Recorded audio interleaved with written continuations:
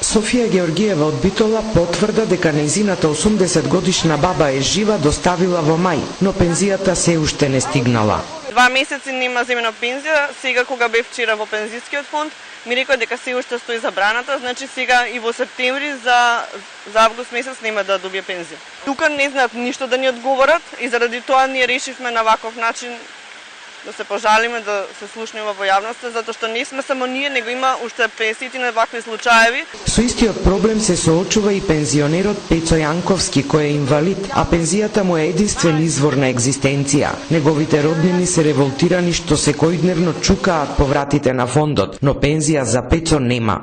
Добивме писмо дека треба да се достави уверение за живот. На 2 пати е доставено уредно тука во фондот, меѓутоа пензија немаме добиено. Еве за тоа известувањето.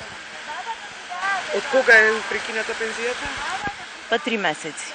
Александра Јанкуловска од Битола е ополномоштена да ја прима пензијата на нејзиниот брат кој живее во Австралија. Доставила потврда дека е жив, а откако пензијата не стигнала неколку месеци, поднела представка кај народниот правобранител, која известил дека парите се веќе на сметка. Кај правобранителот дадов изјава таму, тој ми одговори, вчера ја писмото ми дојде и ојдов на пошта да видам што е работата, го прочитај тие, вели Христовски Јован не постои на компјутерот, немаш пензија, оди види друго место негде, жали се. Од подрачната единица на Фондот за пензиско осигурување велат дека пензионерите имаат обврска на секои 6 месеци да доставуваат потврда за живот до оваа институција, посебно оние кои се во странство. Но Софија вели дека нејзината баба никогаш не ја напуштила државата и се прашува зошто вакво барање пристигнува само до одредена група пензионери.